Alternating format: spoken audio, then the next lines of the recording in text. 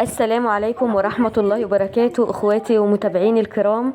اهلا وسهلا بكم، مرحبا بكم في قناتي، مرحبا بكم في مصر ام الدنيا. دمتم لي اخوات ومتابعين، دمتم لي اصدقاء ودعم وسند وكل حاجة حلوة في حياتي. ربنا يديمكم ليا يا رب ولا يحرمني منكم ابدا جميعا. في البداية بقى قبل ما ندخل على الفيديو الجامد ده، عايزة اقول لكم الفيديو من اوله لاخره كله طاقة ايجابية، وكل دقيقة بتمر بيكي في الفيديو ان شاء الله تشوفي حاجة جديدة تشجعك طبعا وتستفيدي منها. بس في البداية بقى نكثف الدعاء لأخواتنا في فلسطين. أمانة عليكم، أستحلفكم بالله أستحلفكم بالله، كل اللي هتدخل وتشاهد الفيديو دلوقتي وتسمعني في الوقت ده، ادعي لأخواتنا في فلسطين، ربنا ينصرهم على من عداهم، ربنا يكون في عونهم يا رب ويأمن روعهم ويخفف عليهم وجع الحياة الصعبة اللي هم عايشينها. اللهم آمين يا رب العالمين. ربنا ينصرهم على من عداهم يا رب ويكون عون ليهم في كل لحظة هم بيمروا بيها. الحاجة الوحيدة اللي بتهون علينا ان هم بينولوا الشهادة، فربنا يعينهم على الحرب اللي هم فيها ويحنن حكام العرب عليهم. استحلفكم بالله تنزلوا في التعليقات وتصلوا على النبي كده عليه الصلاة والسلام، وتدعوا ليهم دعوة حلوة من قلوبكم كده، ربنا ينصرهم ويهون عليهم الحياة الصعبة اللي هم عايشينها. بعد كده هطلب منكم طلب بسيط، تضغطوا على زر اللايك، انا عايزة الفيديو ده يوصل لأكبر عدد لايكات. وطبعا متابعين حلوين امارات زيكم، فلو لسه ما عملتيش متابعة لقناتي اضغطي على كلمة متابعة. لو انت بتتابعيني على الفيسبوك كلمة متابعة مكتوبة فوق اهيا جنب اسم الصفحة، اضغطي عليها وانزلي حطي لي اللايك وكمان التعليق. ولو انت بتتابعيني على اليوتيوب هتعملي لي اشتراك، هتضغطي على الكلمة اللي مكتوبة بلون احمر وتفعلي زر الجرس على الكل، عشان انا كل يوم بنزل فيديو فتتابعيني كده وتتابعي الفيديوهات بتاعتي. واللايك والتعليق اساسي يا حبايبي، كل اللي بيحبوني هيحطوا لي اللايك ويحطوا لي التعليق عشان يساعدوني ان انا اوصل لمصدر رزق. ربنا يديمكم سند ودعم ليا ويرزقكم جميعا الصحة والعافية وراحة البال، أحسن من أي حاجة في الدنيا كلها. يهدلكم أولادكم ويصلح حالهم وينجحهم يا رب العالمين، يوفقهم في دراستهم يا رب، هم وولادي وولاد المسلمين جميعا. بدأت يومي بقى كده، كان عندي الحفة دي فاكرينها من آخر فيديو كنا نقعناها مع بعض وما كملتش الفيديو معاكم، فجيت بقى الفيديو ده قلت هغسلهم وانشرهم. وكنت مفضيه النيش بتاعي كمان، فقلت هغسل الحاجة اللي فيه ونرص كده النيش الصغير مع بعض في الفيديو ده، كمان نعمل أكلة حلوة كده وجميلة. فتابعيني كده إن شاء الله الفيديو يعجبك.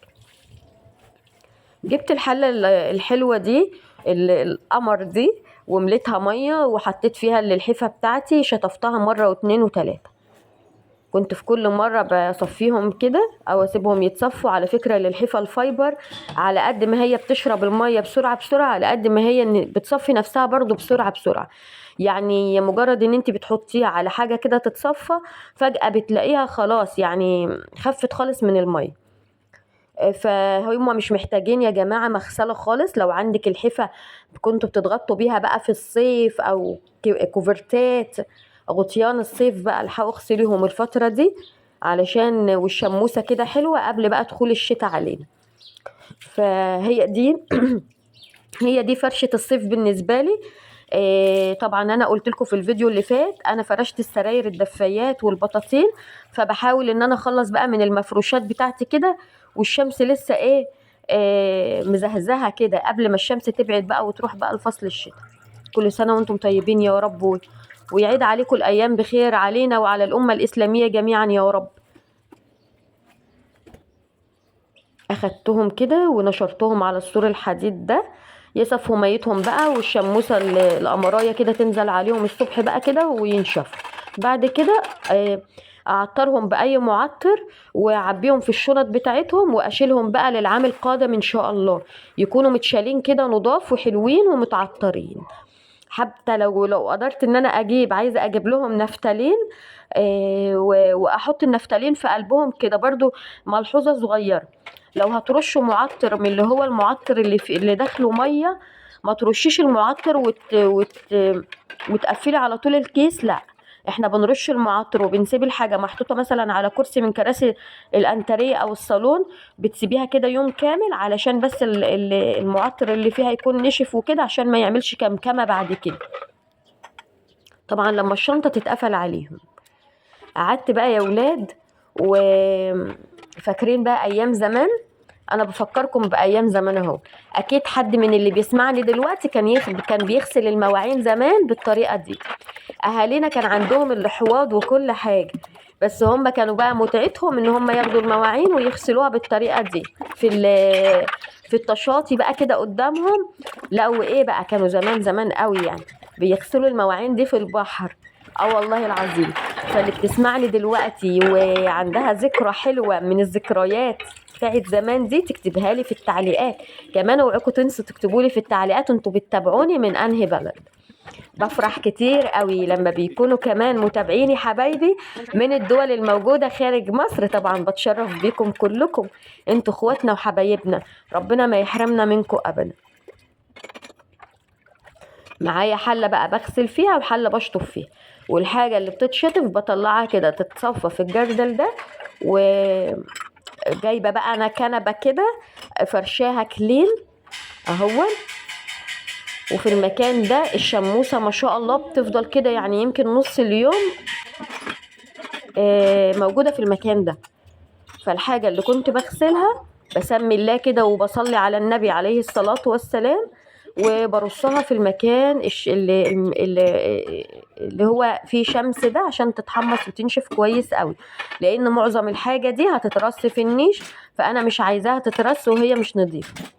ده بالنسبة لها سنة على فكرة، ويمكن اكتر من سنة انا ما غسلتهاش. فبحب اعمل التنظيفة دي كل سنة، بحب كده كل سنة قبل دخلة الصيف او الشتاء اطلع الحاجة بتاعتي من النيش وافضيه واغسلها الغسلة القمر الحلوة دي، وارجع يعني امسح النيش بتاعي من جوه وارص الحاجة دي من تاني. طبعا مع الايام وكده فبتلاقي الحاجة دي حتى لو النيش مقفول عليها اتطربت واتبهدلت، وبيكون داخلها زي بخار كده، فبيكون طافي لمعتها وبيكون منظرها مش ظريف خالص. بتديكي كده طاقة سلبية في البيت فعلا. لو النيش بقاله فترة طويلة ما تنضفش بتحس ان الشقة مش نظيفة يعني للتراب اللي موجود فيه. اي حاجة يا جماعة كده عودوا نفسكم فيها، اي حاجة موجود فيها تراب او حاجة مش نظيفة في البيت فعلا بتديكي طاقة سلبية، بتحسسك ان البيت كله مش نظيف. كان جوزي كده ربنا يبارك في عمره يا رب وفي صحته ويرده لينا، كان دايما يخليني كده اجي في اوضه النوم وفي اوض نوم الولاد افضي تحت السراير كل فتره بسيطه خالص مش طويله، افضي تحت السراير وانضف تحت السراير، لان بيكون مركز لتجمع الاتربه. جربي كده تسيبي السرير شهر واتنين وتيجي تبصي تحته هتلاقي تحته ترابه كتيره جدا، لدرجه ان انت بتستعجبي هي التراب دي جت منين.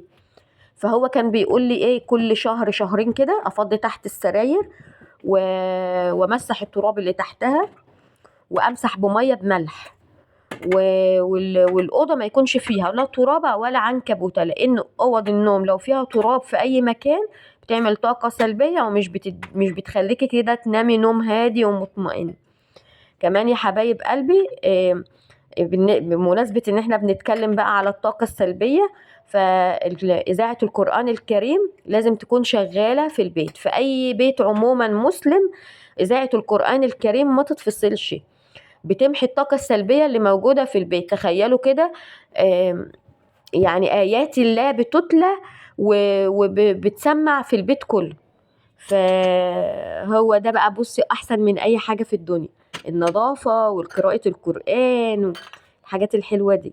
اللي في بقى اللي يقولك امسح بمية وملح، انا على فكرة بمسح بمية وملح للي انا بسمعه منهم يعني كتير قوي بينصحوني، لو حاسه بطاقه سلبيه وبخنقه في بيتك امسحي البيت كله بميه بملح. انا مش عارفه هو ده يعني هو دي حاجه داخله الدين الميه بالملح دي، ولا هو اعتقاد او يعني مش عارفه. المهم ان انا بعمل زي ما الناس الكبيره بتقولي وبعمل. اما بكون بسيق يوم الجمعة كده وبمسح ارضية البيت، برمي كده حبة ملح في المية وهما بيدوبوا عموما في المية، وبمسح البيت بتاعي وبرش في الاركان وكده يعني. فاحنا بنعمل اللي نقدر عليه.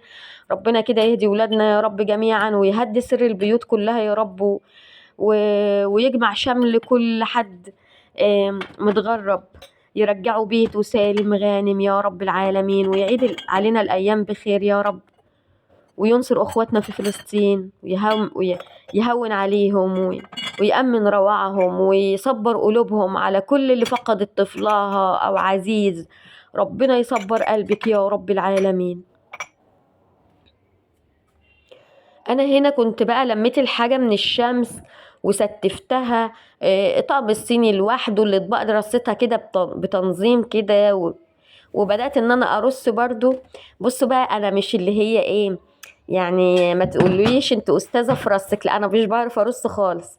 بس انا كل اللي كنت بعمله بقى في الوقت ده ان انا برص حسب احتياجي انا، يعني ايه، الكاسات كده في جزء لوحده، حتى لو هي مش واخده تكه بقى انتوا عارفين بقى ال...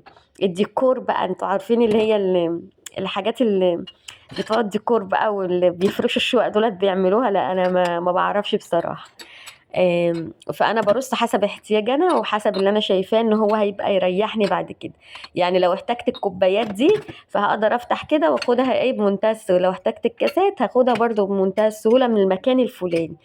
كمان مش بحب ان انا ارص حاجه فوق حاجه قد كده كتير، علشان بخاف من ولادي بصراحة طول النهار يعملوا بقى مصارعة وشقلباظات وتنطيطات، فأنا بخاف يجعوا ناحية النيش كده ويزقهولي أو يهزوه، فالحاجة كلها تتقلب على بعضها. ربنا يستر يا رب، ربنا يستر. رصيت كده على قد ما أقدر. قولولي بقى رأيكم في التعليقات. وطبعا بتمنى ان انتوا مش تشاهدوني كده وخلاص، لا انا عايزاكم تقوموا كلكم تستفيدوا من الفيديو وتقوموا تكتسبوا منه طاقة ايجابية. يعني كل واحدة فيكم دلوقتي، كل بنوتة أمراية بتسمعني وصلت معايا لحد دلوقتي، قومي يلا كده تشجعي من الفيديو، ما تفضليش ماسكة الموبايل كده قاعدة تديها روتينات تنظيف وانت قاعدة في مكانك، لا قومي تشجعي وقومي يلا. لو النيش بتاعك بقاله فترة ما تنضفتيهوش، قومي فضي الحاجة اللي فيه كلها وهاتي طبقين مية واغسليهم، او في الحوض يا ستي، بس انصحك باطباق مية عشان تكوني فرشة حاجة جنبك على الارض، وتشيلي كده وترصي وتسيبها تنشف خالص، وبعد كده ترصيها في النيش. بس خدي بالك عشان لو عندك اطفال وكده ما يكسرولكيش حاجه. بعد كده بقى شوحت اللحمه بتاعتي ببصلايه ورشه فلفل اسود ورشه ملح، وسبتها كده تتشوح شويه، قفلت عليها الحله الضغط كده 10 دقايق تتشوح. وبعد كده برجع افتح الحله من تاني وازود الميه بتاعتها واسيبها تستوي بقى ايه ربع ساعه، واطفي عليها بتكون زي الزبده. بعد ما شوحت اللحمه كان عندي كوسه، قلت هقشر الكوسه بتاعتي واقطعها في الوقت ده.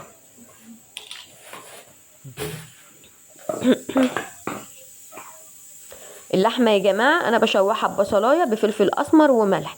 بصراحه انا مش بحب احط بهارات، يعني مش من الناس اللي بتحب البهارات قوي. انا بحب اعمل اكلاتي كلها بالفلفل الاسود، زي ما طلعت ولقيت حماتي بتطبخ ولقيت امي بتطبخ فانا بطبخ زيه.